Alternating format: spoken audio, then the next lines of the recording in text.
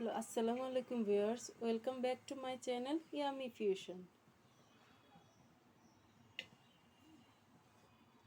আজকে আমি মূলার শাক ভাজি করতেছি।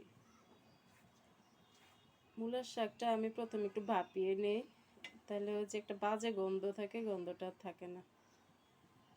শুধু পানি দিয়েছি আর কিছুই দেই নাই এর মধ্যে। এখন একটু ছেঁকে নিব। প্যানের মধ্যে একটু তেল দিয়ে দিছি। এখন আমি রসুন দিয়ে ফোড়নটা দেব আর একটু পেঁয়াজ দিব সাথে অল্প একটু। এটা একটু লাল লাল করে একটু ভেজে নেই। হ্যাঁ,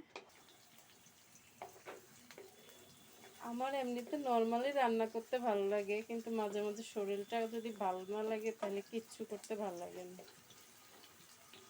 মাঝে মাঝে মনে হয় যেন সব কাজ করে ফেলি, আবার কোনো কোনো দিন এমন হয় যে একটু কাজ করতে ইচ্ছে করতেছে না।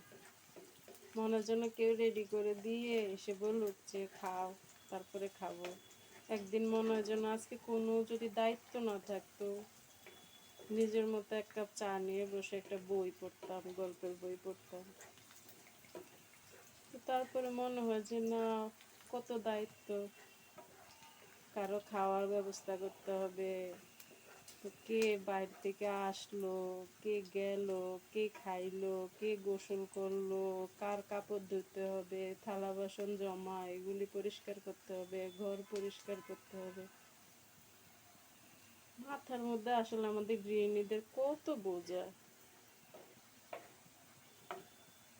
দেখা যায় একদিনও দায়িত্ব ছাড়া কিন্তু আসলে থাকা যায় না। যতই বলি কাজ ভাল লাগে না, মন ভাল লাগে না, শরীর ভাল লাগে না কোনোদিন, তারপরেও দেখা যায় সেই করতেই হয়। মাঝে মাঝে অনেক সময় একটু কাজ করতে ইচ্ছে করে না, মনে হয় যেন আজকে তো আমার একদমই ইচ্ছে করতেছিল না। মনে হয় যেন এই ঠান্ডার দিনে যদি একটু ল্যাপ কম্বলের নিচে শুয়ে থাকে, এবার একটু শুকনা মরিচ দিয়ে দিই।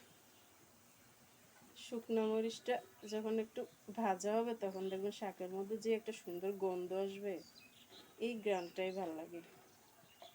এটা একটু ব্রাউন,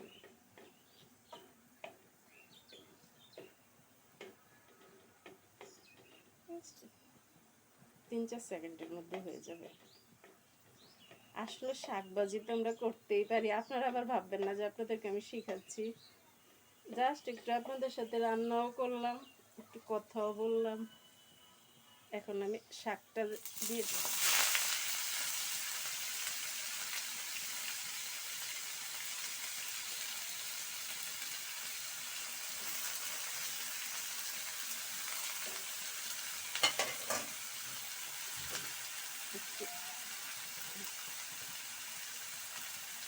পরিমাণ মতো একটু লবণ দিই।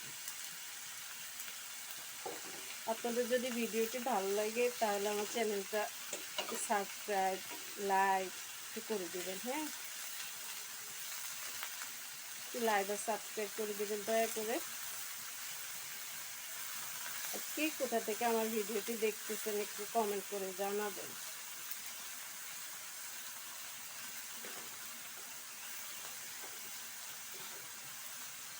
হালকা একটা এখন নাড়াচাড়া দেবে।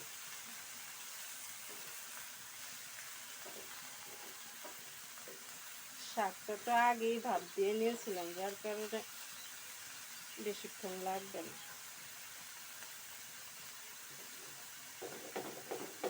আজকে আমি আরেকটা আইটেম রান্না করব, কচু দিয়ে চিংড়ি মাছ। ওই রেসিপিটাও আপনাদের সাথে শেয়ার করব।